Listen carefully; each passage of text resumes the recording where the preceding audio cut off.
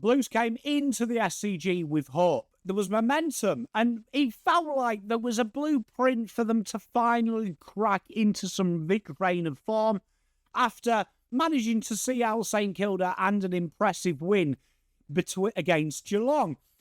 But Carlton had looked strong, winning 4 out of the last 5. And the Swans, their season looked over and they looked rattled. It felt like this could be the night that the curse at the SCG was finally broken, exercising a decade of demons. Instead, the ghosts came dancing from the grandstands. Carlton led nearly all the way through for 80 minutes of football. Early exchanges looked good, but Heeney and Warner spoke to them ghosts and they took control. And once again, when the Blues were asked to hold their nerve, they gave in to fear. Let's run that intro and run this one through the mill. This game stings Blues fans for me, and it's not because of the result, but it's how it happened. Carlton led at every change. They were hard through the early exchanges. They looked like they found something in possession. And in the opening exchanges, the key forwards presented well. Cripps got us going well with an opening goal, and Pitner looked like he was going to do well against Grundy in his return match. Even the midfield looked like it had worked out Heeney and Warner.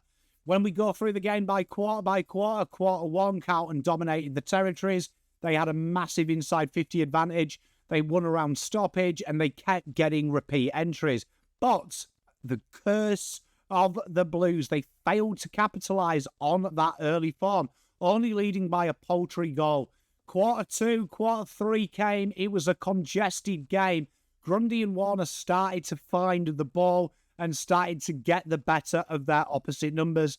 Carlton did have the scoreboard in their favour. Mackay and Curnow kicked goals, but the lead came down to 11 points. Then quarter 4, it was game over. Sydney kicked 5 of the last 6 goals. Grundy dominated. Heeney went through the motions. And Carlton, they completely folded. The Swans were more connected. They were quicker. And they had the better system. And they pushed Carlton back and finally broke the corridor of which the Blues had done well, flooding. Carlton looked like they had been told to defend a 10-goal lead when it was only a handful. And Voss was blunt after the game on this. We had the game where we wanted, he said, but we couldn't finish it off. We strayed from our roles. And you know what? Fair assessment. Carlton didn't just get beaten. They stopped playing to win. There came 2 key moments, I think, that will pour salt into the wounds. The Heeney free kick, Elijah Hollands was fuming with it, and he kicked the goal. And then also, in the early exchanges, McGovern's kick out on the full. Replay showed it bounced. Oh, good teams find a way, and the Blues had it in their control, even with them decisions. Has to be said, Carlton held on from half-time. To add insult to injury, Silvani, he was subbed out early in the game, and then Boyd, he had a concussion. 2 critical players gone, and Carlton again had to limp to the finish line. The SCG curse isn't just superstition anymore. 18 of the last 20 they've lost there. The average losing margin over 5 goals. This might have been closer, and it could have gone the other way. But in reality, it's gut-wrenching, and it exposes the problems we've seen at the Blues in countless games. This second half wasn't too dissimilar to the St Kilda game and how we set up. The difference between it, St Kilda just rested on their laurels. Sydney came, they did what they always do, and in the second half, from a midfield structure point of view, the Blues will look at it and see it was a carbon copy of the game we played them last year. Let's peel this one layer at a time. What went wrong structurally? What can we fix? Carlton's defensive obsession is killing the attack. The raw numbers scream it. When we look at the kicks, 218, handballs 140, a massive kick-to-handball ratio of 1.56, and disposals for a shot at goal, 17.33 more than the AFL norm. What does this say? Carlton played slow, long, static footy, especially in the second half. They didn't trust handball chains, no overlap runs. They kicked constantly down the line, and they kicked to one-on-one contests and had no plan for the fall of the ball and looked to burst. The pressure was almost non-existent in quarter 4, and the clearances game, it was really poor, particularly in the fourth quarter. Carlton got dominated, And the turnovers, the big one, this is the one that we really need to focus on. 51-33. This wasn't Sydney being better. This was Carlton choosing when to play and when not to play. And Carlton's obsession with pulling numbers down that back is insane. Evans and Motlop in the second half constantly pulled from their half-forward slot. You saw Evans doing a job on Blakey to fill the holes in the midfield as the central midfielders dropped back and as the wings pushed to play just in front of the halfbacks, as Carlton frantically, instead of trying to be aggressive and close the corridor, started to try and kill the entries inside 50. One of the big battles in this game, which we talked about in the preview, James Jordan versus Sam Walsh. This was fascinating that Carlton saw this and played Walsh more on the ball than they have done over the last 3 weeks. This was a genuine battle here of Carlton's spread runner, the guy that's been charged with getting it from that congest to be allowed to go back in the congestion, and it was one-way traffic. Although Walsh had 19 touches, 2 clearances, 7 tackles, there's the problem. A lot of defending and only 3 score involvements versus James Jordan, who himself had more score involvements, 4, 5 inside 50s, 5 tackles.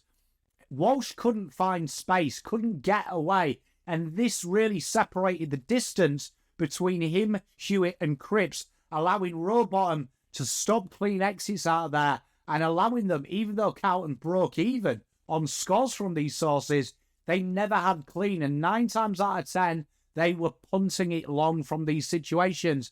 It was never being able to find dangerous space and never being able to allow himself to kick with precision, because James Jordan worked hard both ways, constantly cutting off Walsh from clean supply, but also constantly stopping him from playing the give and go. The times he blocked Walsh in and around contests and in and around stoppage, which then allowed Chad Warner to ghost through and pull another man off, was insane. It was an off night for Walsh, but a masterclass from what is potentially the best tagger in AFL football in James Jordan. Carlton's small forward setup and its entries inside 50 isn't just broken at this stage.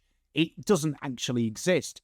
Let's call it as we see it. The forward line mix at the minute is almost Banterville. Motlop, 7 touches, 0 goals, 0 behinds, 3 score involvements, 2 tackles inside 50. In the second half, Jessie Motlop almost resembled a middle-aged woman at one of Anthony Koudafidis' fit classes, just jogging around. There was no real intent when he had the ball. There was no intent to get the ball. And when Voss deploys that defensive system of pulling 2 smalls to cover the holes in the midfield, he is grossly exposed for his lack of pace. At this situation with Jessie Motlop, it is not a matter of if he will make it, it's will he ever make it. He's a real worry at the minute because he's looking lost. And at times, he didn't even pick up men in the stoppage. He was wandering around like a little kid lost in the shopping centre. His mate, Corey Durden, when the ball movement was good inside 50, him and White are deployed as stay-at-home forwards. He kicked his goal. Outside of that, only 1 tackle, had multiple touches, and at times had to slow the play down when he did get the ball at half-forward to kick it inside 50 because no one was there. Will White, his mate, you can see this guy is only a few games into his career. 6 touches, 1 tackle inside 50, another one that looked absolutely lost as Carlton pushed players back.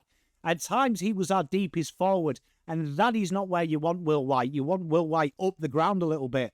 And then Francis Evans did a good job in the first quarter on Nick Blakey. Why Voss took him off Blakey and moved him into the midfield to cause that spread. 12 touches, 2 behinds, shots that he could have kicked, 3 score involvements. Another guy that really, if we're honest, shouldn't be in our best 22.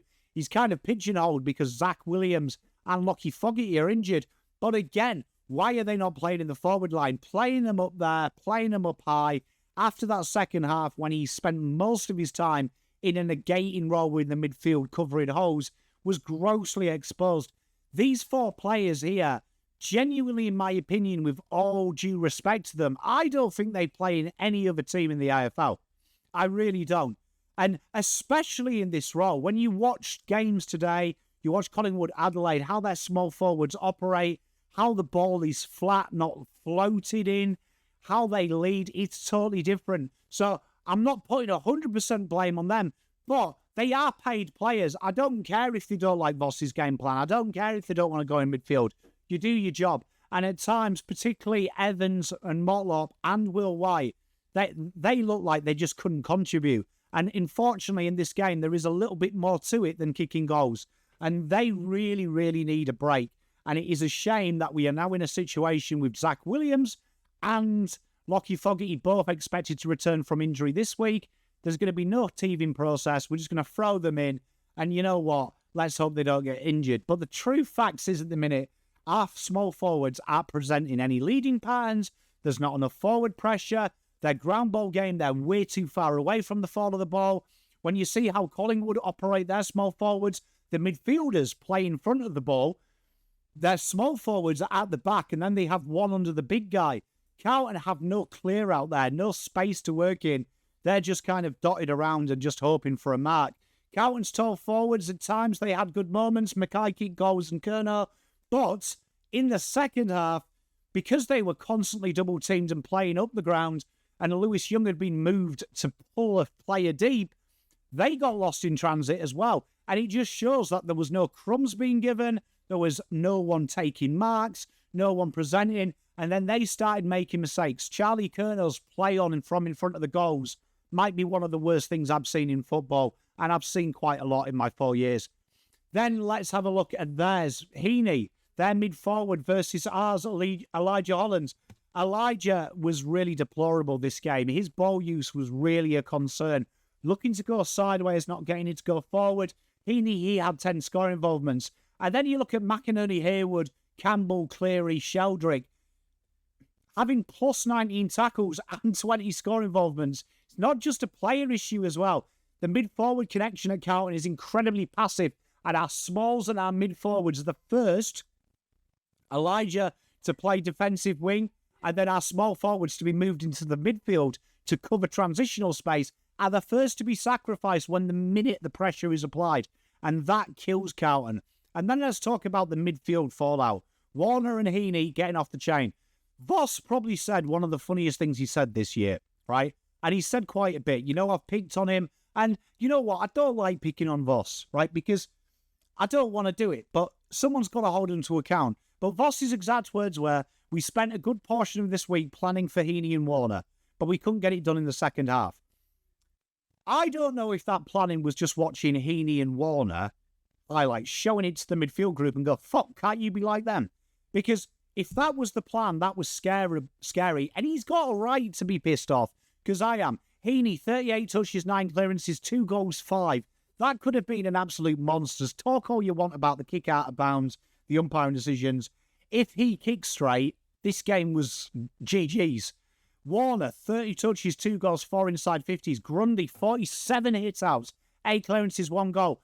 Pitnet looked like he was going to start really well, but as soon as the midfield plays that extra behind the ball, as we often do, you could see the difference between TDK and Pitnet, because our midfield were more worried about defending and not conceding stoppage scores versus actually making them themselves. And Grundy and Laddams wore him down.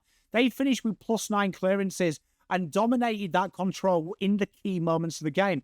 And once them first possessions, both sides had the same amount of first possessions. Carlton's zone collapsed very easy on both sides of the ball, particularly around stoppage. The amount of times, even though we broke even from scores, we created turnovers because there was no avenue for a handball. It was just a long punt. Plus 18 in scores against from Carlton just blazing a clearance. And then Sydney's selections versus Carlton. They brought in Sheldrick. He gave a real crack. They gave him a role. Samuel Wicks had a defined role to stop the Blues. And dropping McLean was a shrewd move. Sheldrick himself had multiple touches and gave them a massive clearance and a presence. And it allowed the space to open up. Joe Hamlin playing forward over McLean, who likes to lean for the ball, allowed Carlton to always have to stay deep, which created space for Joe Lamatti to get up the ground and bring his other players in. And then you look at Warner and Heeney. The work was done by Rowbottom, Jordan, and McInerney that created that space for Warner and Heeney to roll in. Now, Carlton, they lost Sauce to injury, and as soon as Young went down, there was no version of Joe Hamlin. Lewis Young was doing very well in the first half, keeping it and making it be deep. So Carlton had some space and could keep their structure.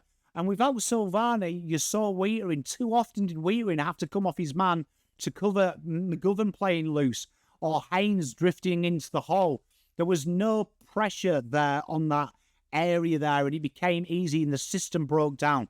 And the big thing with the Blues at the minute, when the pressure's not there, there's no plan B. When the corridor is opened up, it's game over. And then let's look at some players that we're going to talk about. Isaac Heeney, he was insane. 38 touches, 9 clearances, 2 goals, match defining. He was dominant. Chad Warner, Carlton's ability to concede around defensive stoppage is always a concern.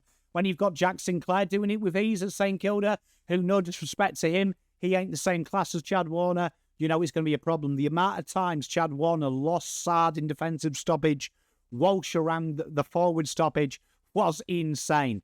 And that is a real problem. And then Brodie Grundy broke Carlton's midfield resistance. His ability to work second and third efforts and really keep hitting it away to allow James Rowbottom to get them balls, to allow Isaac Heeney to dominate around clearances and create clearances himself, a huge difference. And then let's look at Carlton. Patrick Cripps, 26 touches, 2 goals, 7 tackles. Again, we're back to Cripps having to be the dominant man again. And this was a real concern. Cripps can't play forward, can't be on the ball, can't be the metronome. He really got lost. He was on his own at times against a marauding Rowbottom and Jordan in that fourth quarter. Adam Cherra, he had his moments. He was polished at times, but again, found a lot of the ball, and it felt like a lot of the ball for ball's sake. He really couldn't get Carlton going. And when you're getting that many ball, 34 touches, you've got to be the metronome. And at times, see what we said about Elijah. He was looking for the short option, looking for the safe option, looking to maintain players behind the ball, then get forward. And that's about it for the Blues.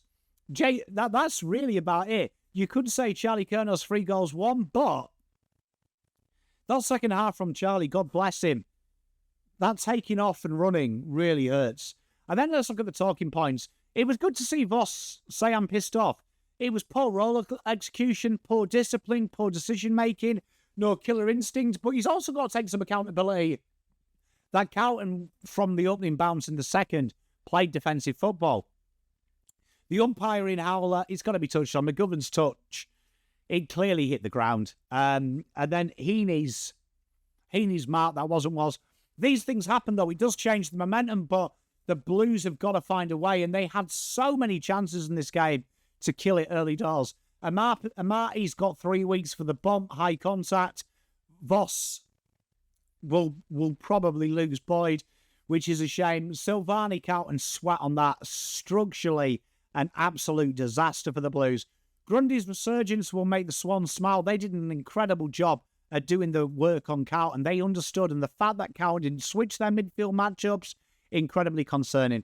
Sydney's late pressure, their late surge. The game was there to be won. They could see Carlton slowing down, playing more conservative. The fact they went into the red, that's a bit of the Bloods culture. That'll pay them back. And you know what? Cox's selection panel this week really worked. Really good from that. And seeing Ollie Florent, Cox sending the message, he has been out of form. I really enjoyed that. And the Blues, bit of a mid-season crisis here now. Injuries coming back. Let's hope Jesus is fine. But next week against another team that is very disappointing, GWS, the Blues have to bounce back. Sydney, they're a long shot for the 8, but they just have to keep winning. And in synopsis, it's the same movie every time. Sometimes the actors change, but it's the same story. Lead for most of the game, lose a bit of control, Carlton go defensive, game over. You can't play defence first footy. And I know everyone is frothing all these defensive stats. Look at the top teams. They are putting on big scores and converting. And at the minute, you really did see a side that is ranked in the bottom 2 for scores per inside 50s versus a side that's in the bottom 5. The system is strangling its own talent, and then the players aren't executing them roles. They are almost sulking at times. The small forwards have to get into the game. The Blues have to play them a little bit deeper, and the Blues have got to find a way. If you are going to be playing Evans and Motlop high up the ground in a defensive role, play a fucking midfielder for all I care. I'm at that stage now. Don't play a small forward, But the Blues have got to do something, because at the minute, you saw it again in a tight game. The effort that we expect Cripps, Curdo, Mackay, all them stars to do is insane, because there was no structural way to win that game. It really was in the fourth. Let's hope someone picks the mark.